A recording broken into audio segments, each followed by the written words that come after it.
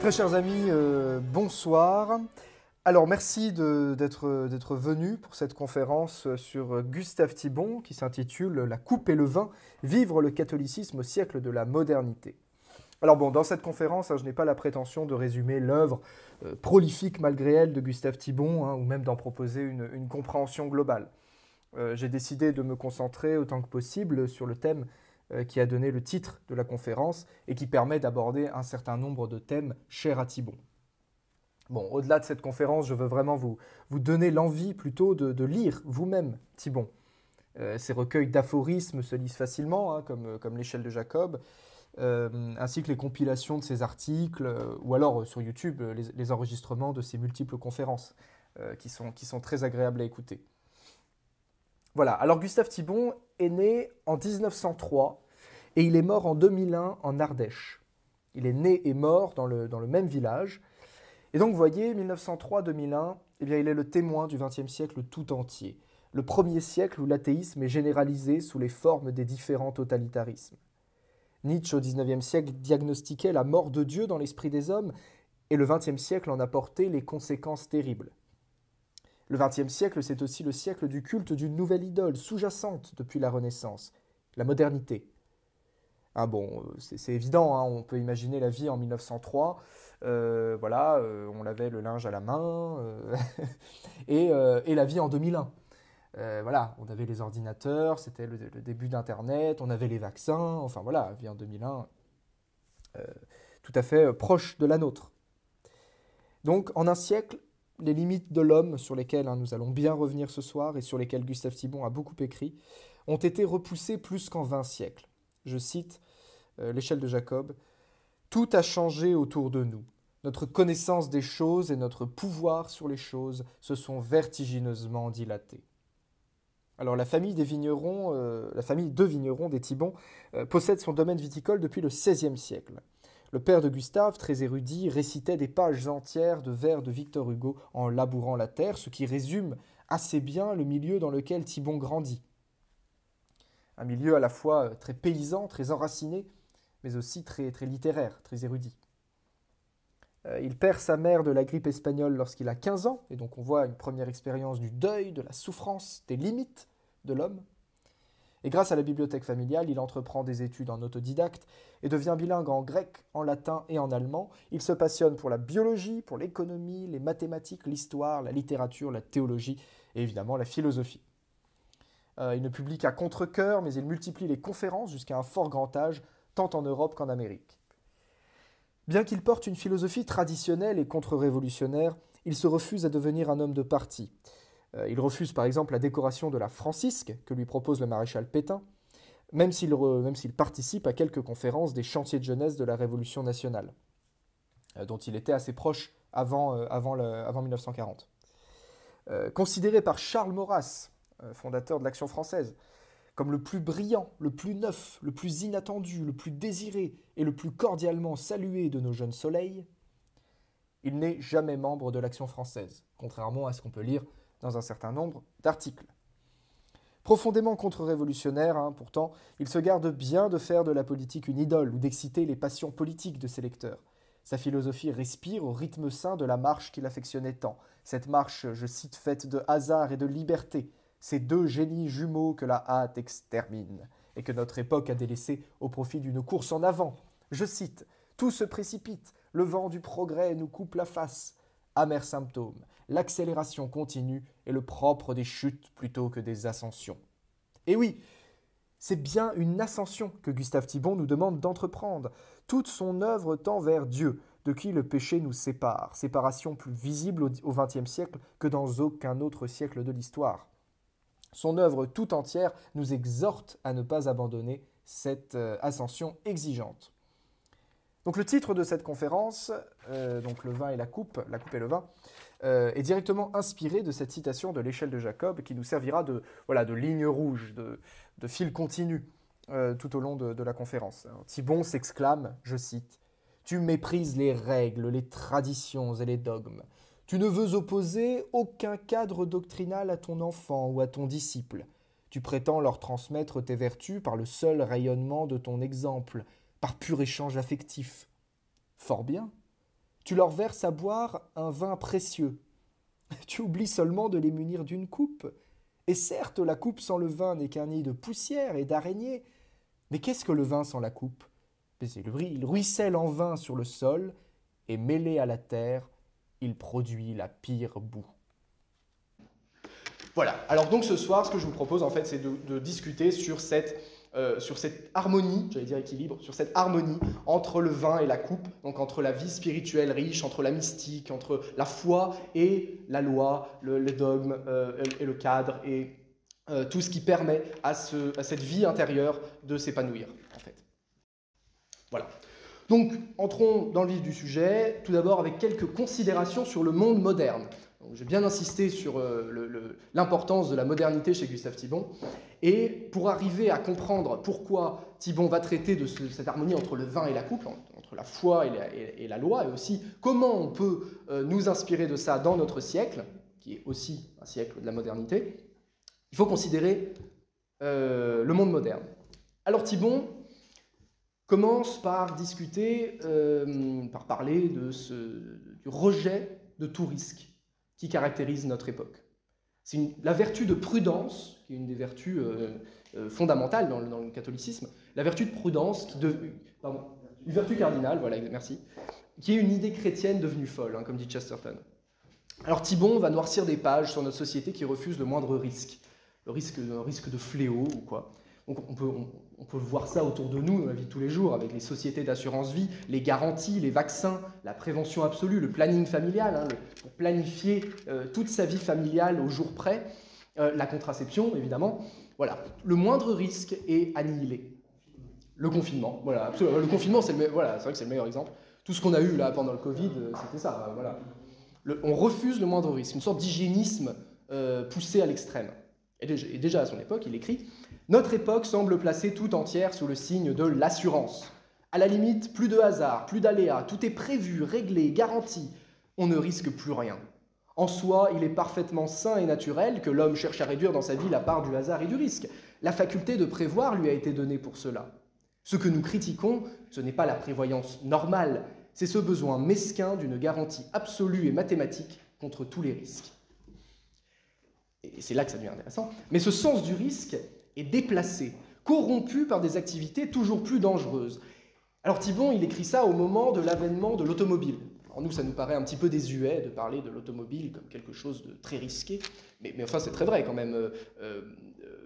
Ce risque va être dévoyé par le biais de la conduite irresponsable, c'est l'apparition des chauffards, des sports extrêmes, nous avec les shots d'adrénaline que beaucoup recherchent dans les sports extrêmes. On peut même penser aux paris TikTok, vous savez les paris débiles sur TikTok que les lycéens font, qui sont parfois très dangereux et qui peuvent mener à des blessures graves ou à des choses vraiment absurdes.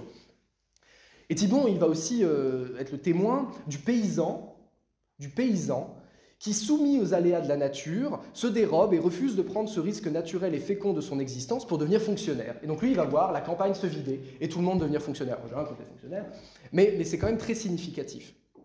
Et donc voilà.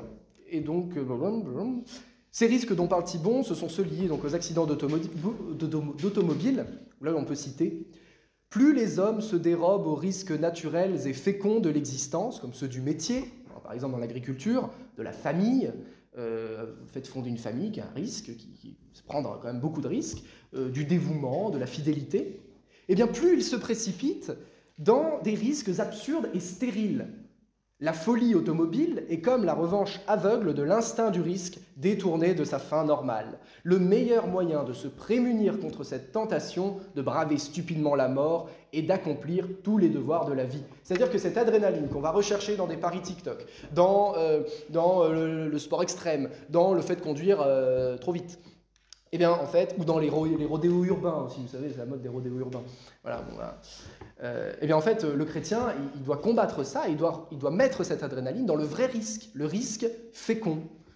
Prendre le risque, voilà, les risques du métier, les risques de la famille, etc. Et ça, c'est l'acceptation de la condition humaine et de ses devoirs naturels, qui est dans cette nuance entre la vertu d'espérance et celle de prudence. En effet, je cite, « Le risque chrétien consiste à savoir risquer pour Dieu tout ce qui n'est pas Dieu. Le chrétien sait ce qu'il risque et pour qui il le risque. Son héroïsme ne flotte pas dans le vide, il voit Dieu derrière la mort, il espère à travers le désespoir, il peut sentir qu'il risque tout, mais il sait qu'il ne risque rien. Voilà, c'est-à-dire que le chrétien, il ne va pas mettre sa vie en danger pour un truc complètement débile, il va donner sa vie à Dieu. Et ici, Thibon s'inscrit donc dans la plus pure tradition catholique, il n'invente rien ici, et nous rappelle l'exigence de la tradition. En un mot, nous n'avons le droit de tout risquer que pour Dieu. Ça peut être un bon rappel quand même dans notre société, qu'on peut faire aussi autour de nous. Deuxièmement, ça se tient, il y a une cohérence, et deuxièmement, il y a aussi le refus de l'acceptation de la souffrance, de l'autorité, évidemment de la mort. Ce refus du risque extérieur dont on vient de parler, par les assurances, tout ça, le confinement, c'est aussi évidemment le refus de la résignation face à la mort, à la souffrance et à l'autorité.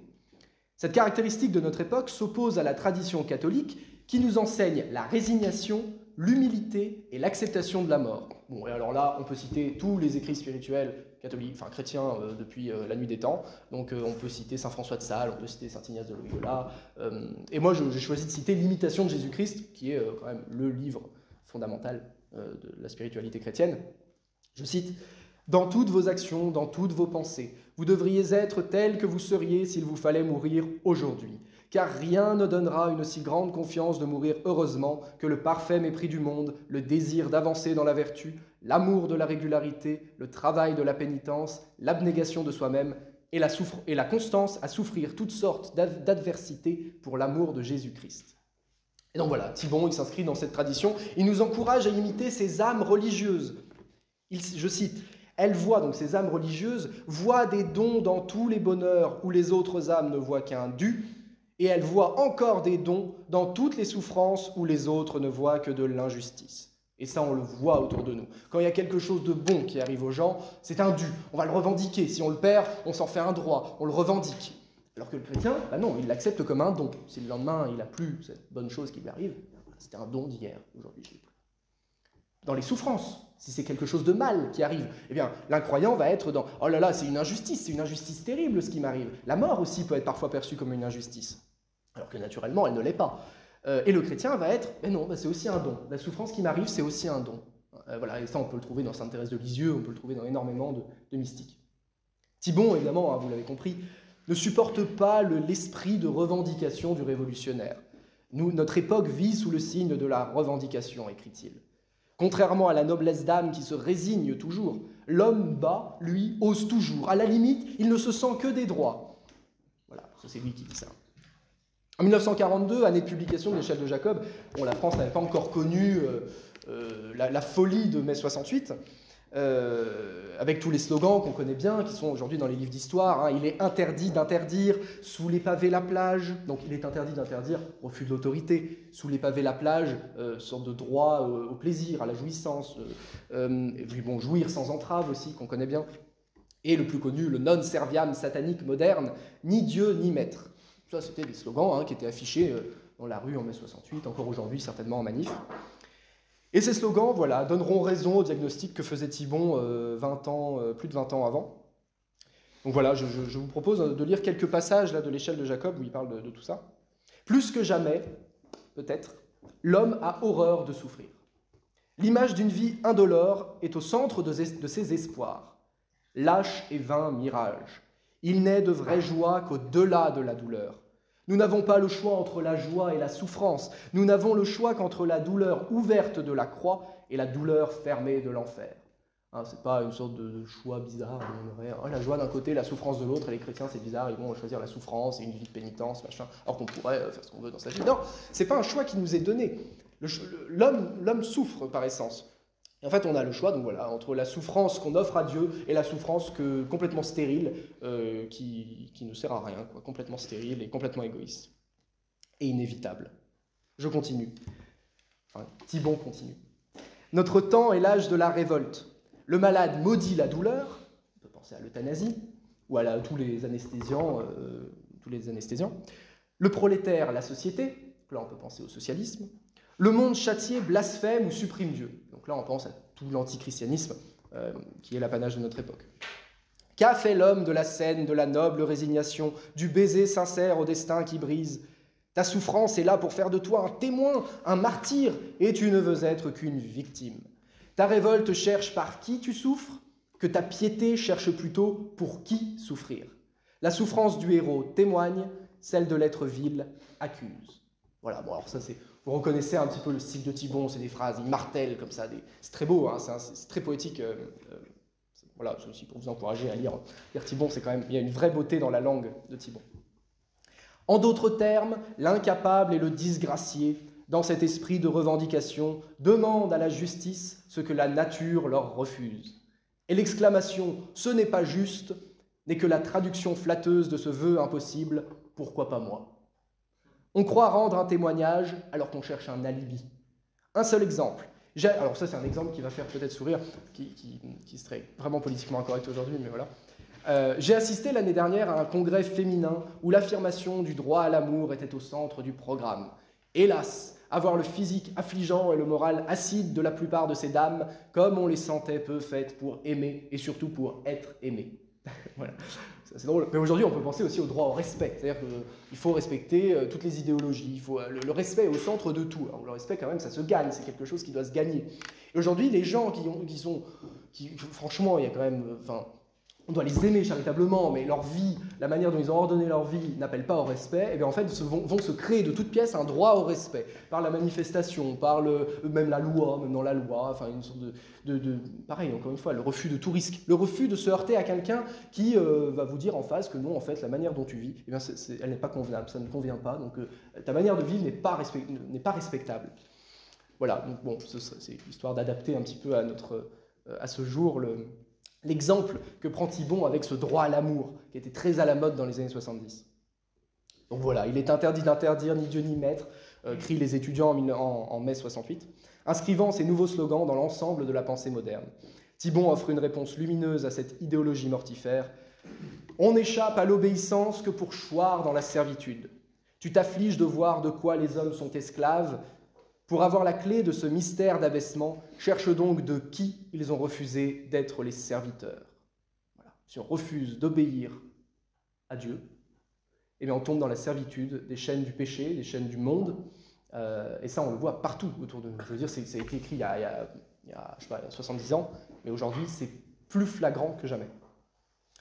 De plus, les jouissances exigées dans la rue par mai 68 et par aujourd'hui beaucoup de manifs sont l'expression la plus primitive des instincts pécamineux de l'homme, déjà érigés en maître par la Déclaration des droits de l'homme et du citoyen. On transforme l'avortement, le vote, la contraception en droit. Voilà, on se fait des droits de tout. Le péché lui-même, donc, est érigé en droit fondamental. Parce que, voilà, tout ça, bon, sauf le vote, mais tout ça, ce sont des péchés. Je cite, « Le monde, au sens évangélique du mot, voudrait pécher sans souffrir. » On le voit, c'est ça aujourd'hui. On veut pécher sans souffrir. C'est là le vieux rêve de la révolte humaine que concrétise aujourd'hui le besoin individuel de vivre sa vie, le mythe social, de la cité future, d'un monde meilleur, tout ça. Le christianisme, lui, nous invite à souffrir sans péché. Et c'est là la folie de la croix. Voilà, ça c'est très beau. Le monde nous invite voudrait pécher sans souffrir, et le christianisme nous invite à souffrir sans péché. Ça, on peut s'en faire des règles de vie. Hein. C'est vraiment des philosophies à bien garder en tête pour avancer en sainteté. Voilà. Troisième constat sur la société moderne, alors celui-là, c'est peut-être celui qui s'adapte le plus à ce groupe ce soir et aussi à notre monde, au XXIe siècle, quoi. C'est la recherche de l'absolu hors de Dieu. Parce qu'on est des jeunes, donc on voit aussi autour de nous une vraie soif, une vraie quête de grand, de beau, de divin, de spiritualité. Même ça peut être très médiocre, hein, la spiritualité, c'est pas forcément quelque chose de grandiose, mais on le sent dans notre génération qu'il y a ce désir. Et Thibon, il en parle déjà à l'époque. À l'époque, ça n'a pas 600 ans non plus, mais voilà.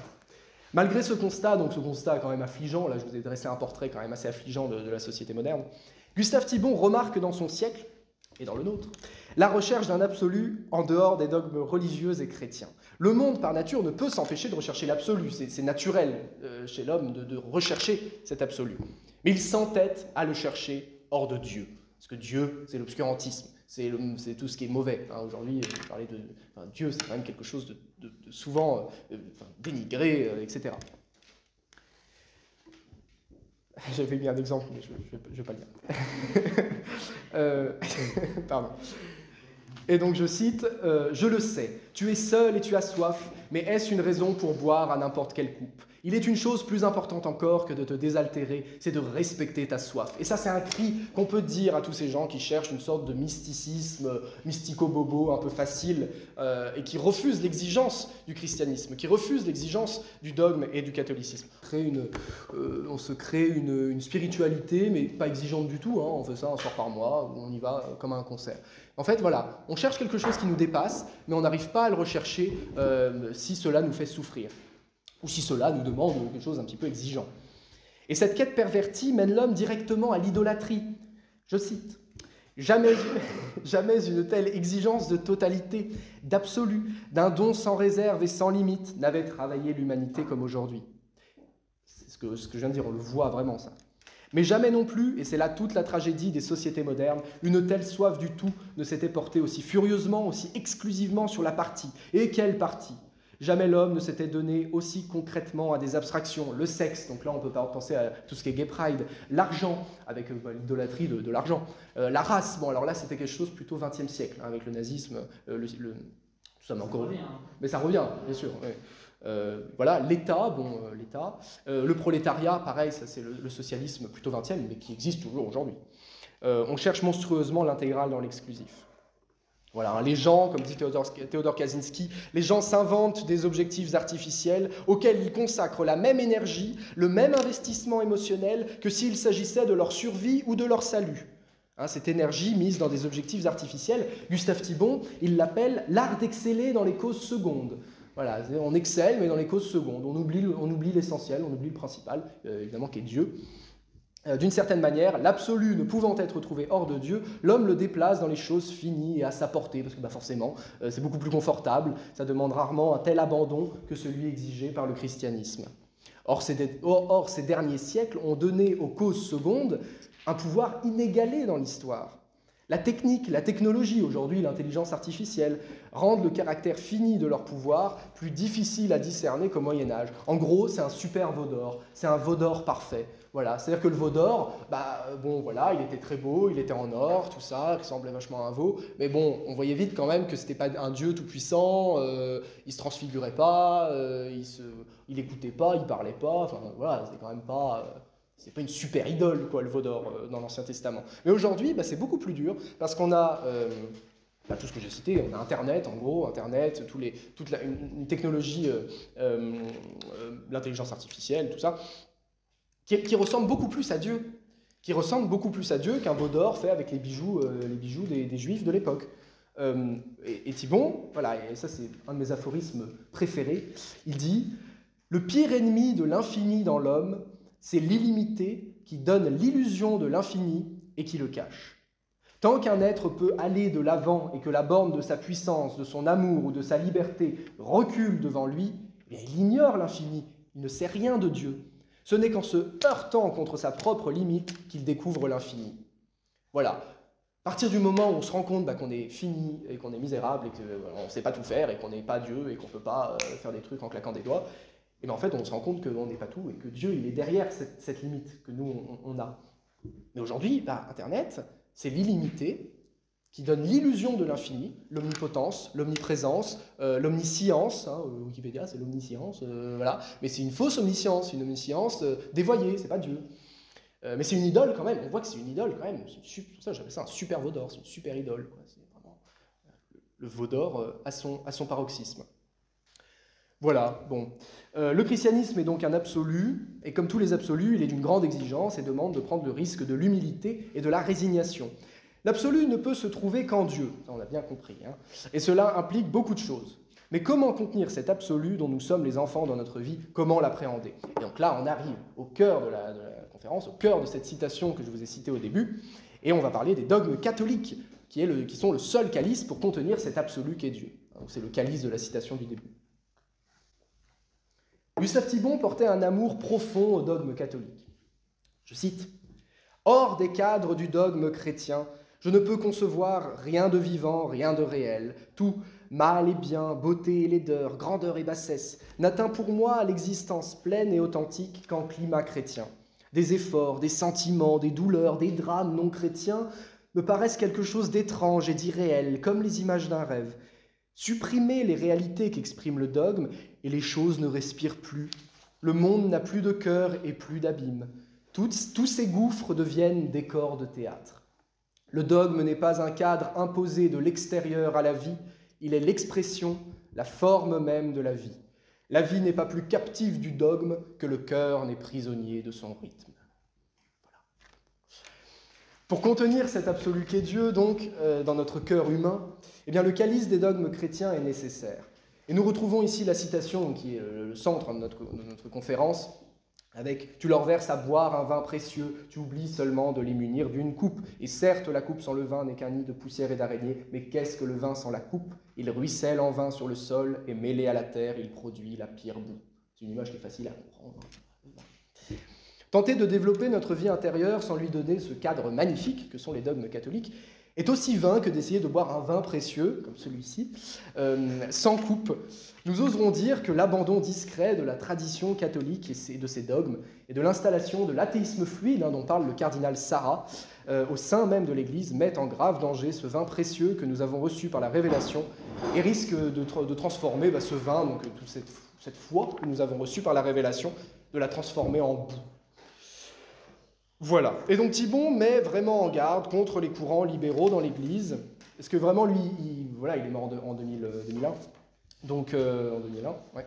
Donc il a vraiment connu toutes les hérésies modernistes du XXe siècle, en discutant beaucoup avec des prêtres, et même des fidèles qui étaient quand même sur une très mauvaise pente, notamment sur la charité fraternelle et sur la question de la messe.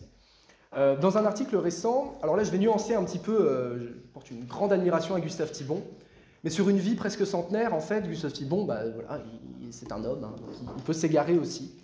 Dans un article récent de mai 2024, paru dans l'Homme Nouveau, en fait, on a Don Gérard et Jean Madiran qui avaient écrit que Gustave Thibon, après 1963 jusqu'en 1991, il s'est un petit peu éloigné en fait, des dogmes catholiques, lui-même. Je cite Gustave Thibon, à un moment, il a dit « Pour tout dire, je serais plutôt un agnostique adorateur. » Un agnostique adorateur. C'est très triste pour un philosophe catholique de dire qu'il est agnostique adorateur.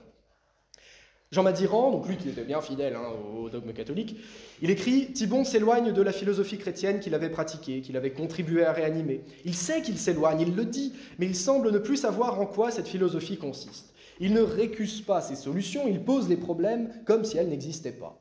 Son éloignement s'exprime en formules qui manifestent une soudaine méconnaissance beaucoup plus qu'un refus médité et motivé. Et comme toujours, la théologie ne survit pas à l'évanouissement de la philosophie. » Donc voilà, on voit que Gustave Thibon lui-même subit cette absence de coupe pour verser son vin précieux. Et Dieu sait que le vin de Gustave Thibon était précieux. Il avait une vie intérieure, c'était un grand mystique, il avait vraiment une vie intérieure splendide. Mais à un moment, il s'est éloigné de cette coupe. Et bon, voilà, ça c'est un petit peu, comment on dit, ça s'est un petit peu, ça a ruisselé en vin sur le sol. On le sent, ça. Mais malgré tout, ça c'est la parenthèse pour nuancer, pour dire que Gustave Thibon, ce n'est pas non plus l'homme parfait. Et Thibon nous rappelle le danger d'une église exclusivement humaniste. Voilà, humaniste, c'est le mot qu'on entend vraiment beaucoup, même aujourd'hui, et déjà à l'époque. Une église oublieuse de sa vocation première. Je cite, « Vous ne croyez donc pas en l'homme, image de Dieu ?» m'a crié un jour un jeune prêtre, ivre de démocratie et de progrès. J'ai répondu que la foi en Dieu me suffisait et qu'au surplus, on ne rapprochait pas cette image de son modèle en barbouillant ses blessures des onguents roses de l'illusion. Le christianisme s'est passé pendant 20 siècles de cette foi en l'homme qu'on nous présente aujourd'hui comme la conséquence obligatoire de la foi en Dieu. Une conséquence qu'on pousse si loin qu'elle finit par résorber son principe. Alors ça, on peut le dire partout aujourd'hui. Thibon rappelle aux modernistes et aux socialistes de son siècle cette leçon admirable dont nous pouvons nous faire une devise. Pour unir les hommes, il ne sert à rien de jeter des ponts, il faut dresser des échelles. Celui qui n'est pas monté jusqu'à Dieu n'a jamais vraiment rencontré son frère. Ça, c'est vraiment des trucs à citer. Pour unir les hommes, il ne sert à rien de jeter des ponts, il faut dresser des échelles. Et donc ça, on le voit dans le mariage chrétien, par exemple. Le mariage, ce n'est pas un pont qui est jeté entre deux êtres, c'est deux échelles qui montent vers Dieu, qui ensemble montent vers Dieu et qui se retrouvent en Dieu. Et donc le mariage chrétien est uni en Dieu.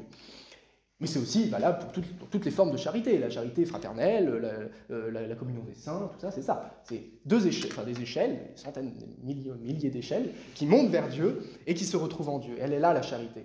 Elle n'est pas à jeter des ponts qui oublient complètement Dieu, et Dieu, il est là en plus, et c'est cool s'il est là, et s'il n'est pas là, c'est pas trop grave, parce qu'on a jeté un pont et on est humaniste. C'est pas ça, parce que Thibon nous met vraiment en garde contre ça.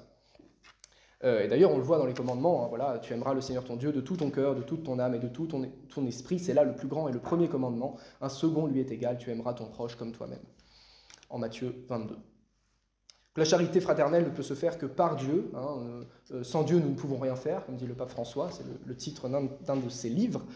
L'action, même bonne, d'une église qui délaisse les sacrements, la pénitence, le saint sacrifice de la messe, l'intercession des saints, le rosaire, l'oraison, est vouée à l'échec le plus total et à produire la pire boue, pour reprendre notre citation. Mais il y a un autre danger qui guette aussi notre beau calice. Là, on a c'est un beau calice, une belle coupe. Et un autre danger, c'est que cette coupe ne suit pas les modes et ne cherche pas à plaire.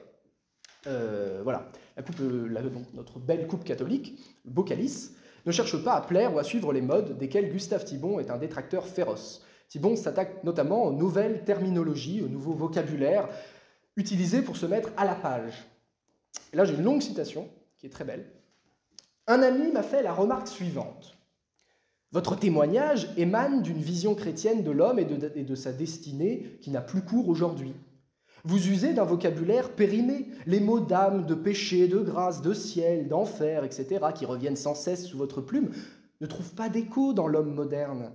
Ce sont de vieux passe-partout qui n'ouvrent plus aucune porte. » J'ai répondu, dogmatisme, excès d'assurance, mais cela fait partie de l'héritage que j'ai reçu. Celui qui a dit « je suis la voie, la vérité et la vie » n'a pas présenté son message sous la forme interrogative. De là procèdent toutes les affirmations dogmatiques de la religion de mes pères. Et je ne pense pas que ces révélations divines aient incessamment besoin, pour conserver leur puissance de salut, d'être repensées, réinterprétées, suivant les grilles proposées de siècle en siècle par la pensée profane. Quant au vocabulaire, c'est également celui de l'Évangile et de toute la tradition qui en est issue.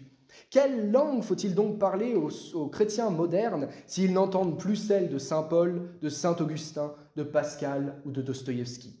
Si tout cela a fait son temps, mais c'est le christianisme lui-même qui a fait son temps, et peut-être serait-il plus honnête de le classer une fois pour toutes parmi les phases révolues de l'histoire que de s'obstiner à le présenter sous un enrobement moderne si épais et si étranger qu'il risque d'en altérer le contenu éternel.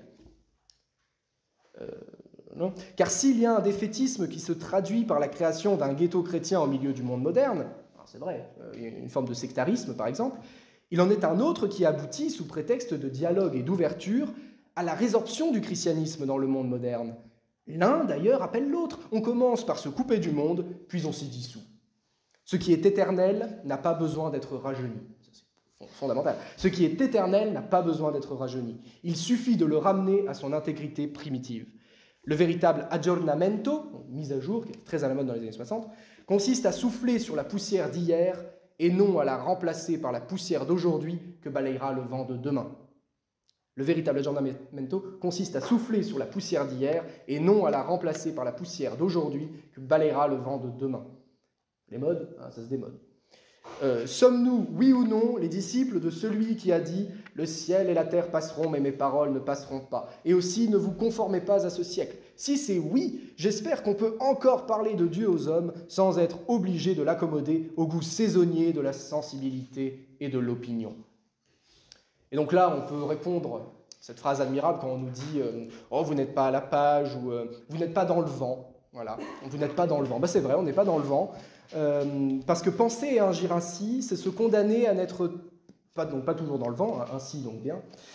Mais est-ce un idéal digne de l'homme que d'imiter la passivité de la poussière et des feuilles mortes? Voilà, si un jour quelqu'un vous dit que vous n'êtes pas dans le vent, vous répondez ça. Mais est-ce un idéal digne de l'homme que d'imiter la passivité de la poussière et des feuilles mortes? Il se comporte en poussière. Voilà, et nous retournerons à la poussière.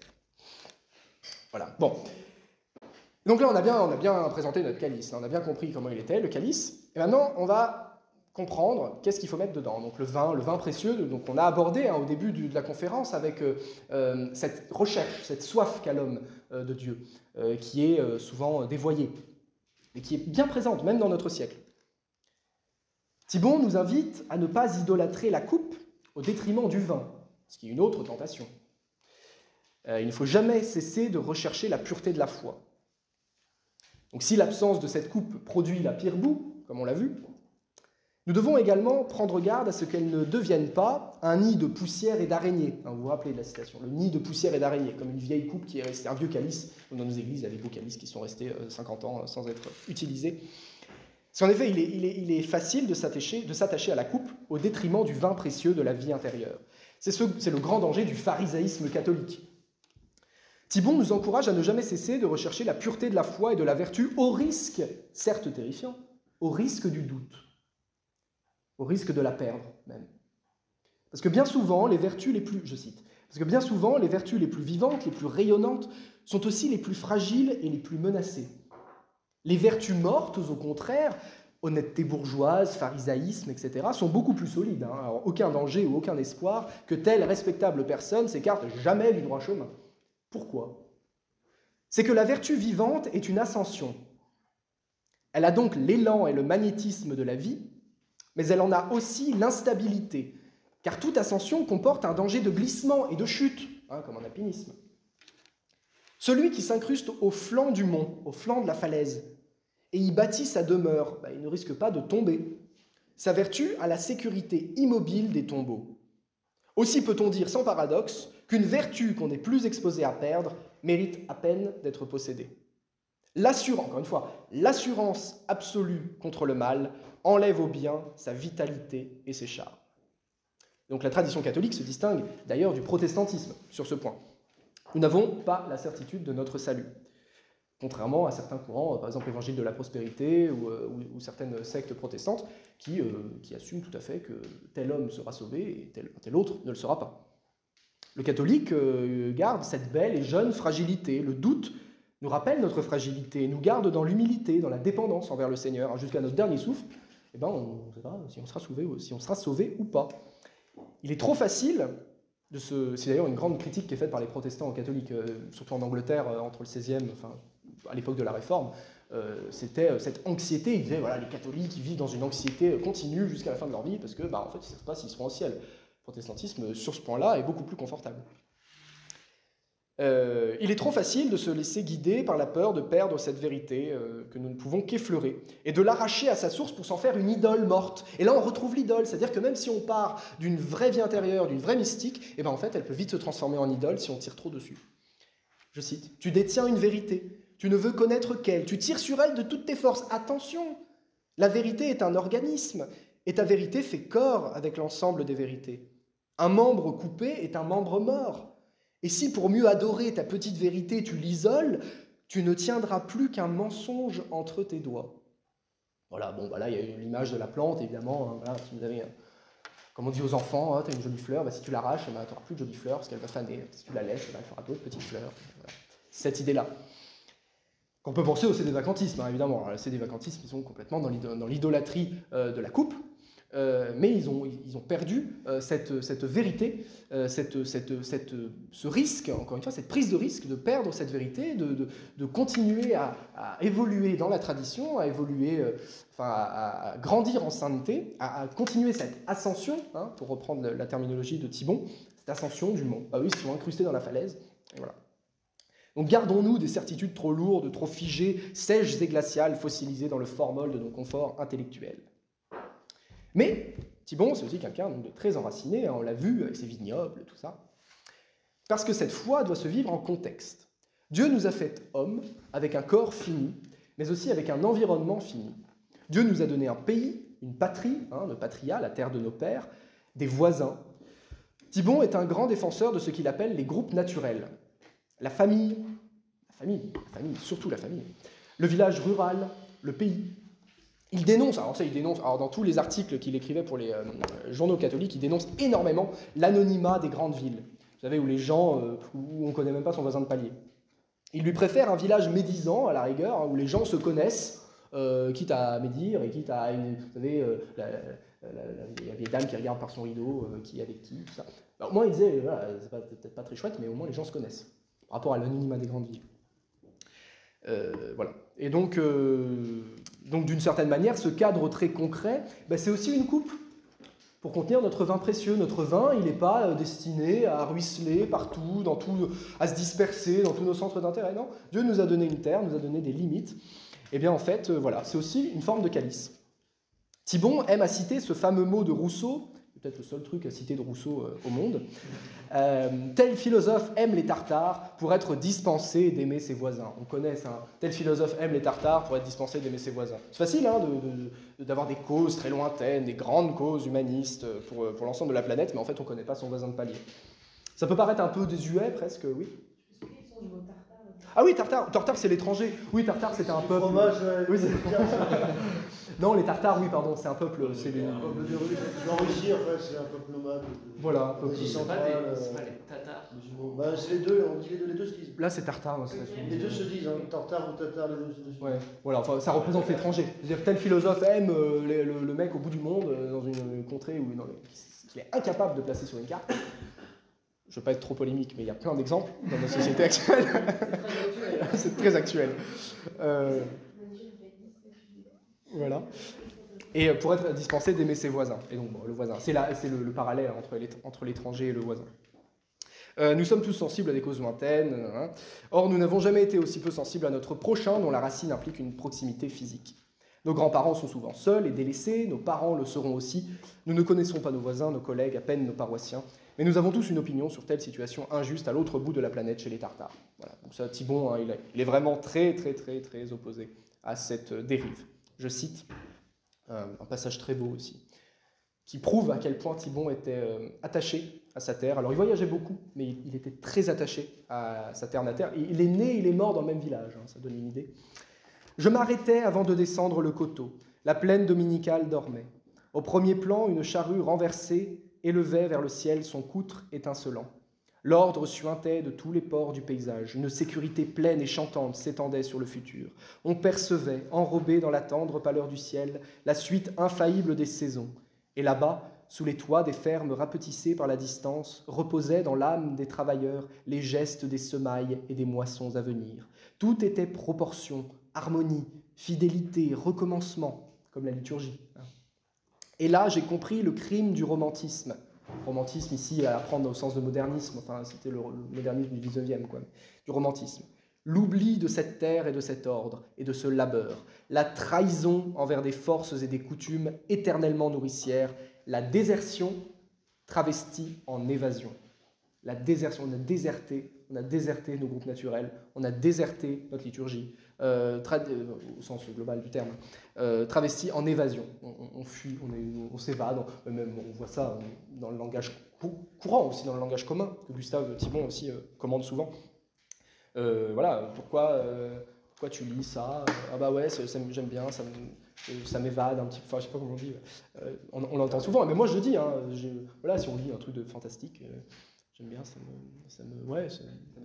Ça me dépayse, ouais, ça me fait oublier mes problèmes. Il y a vraiment ce côté d'évasion.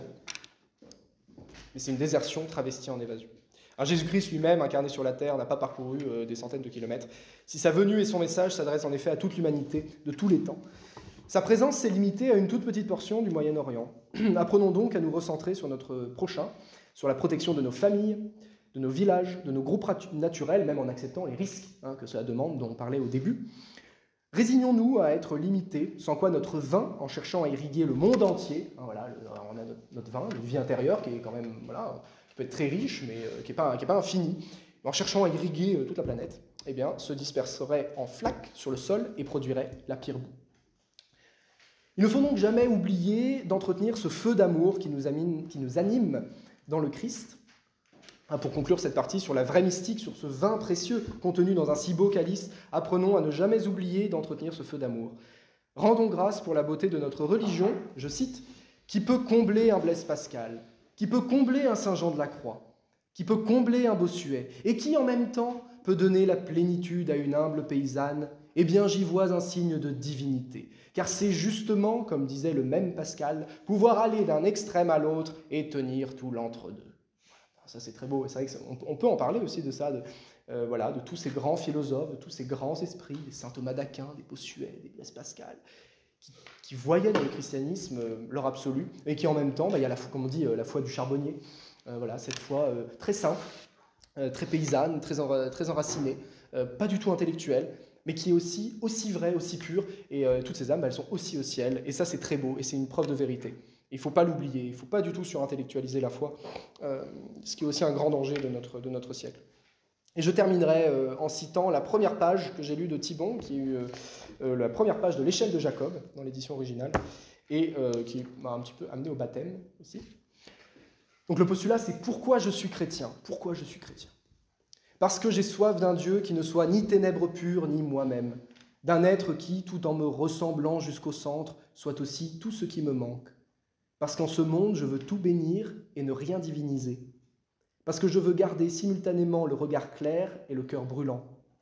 Parce que je sens que l'aventure humaine débouche sur autre chose qu'un creux désespoir, une creuse interrogation ou une creuse insouciance. Pour concilier mon immense amour et mon immense dégoût de l'homme. Parce que j'ai besoin de lumière dans le mystère et de mystère dans la lumière.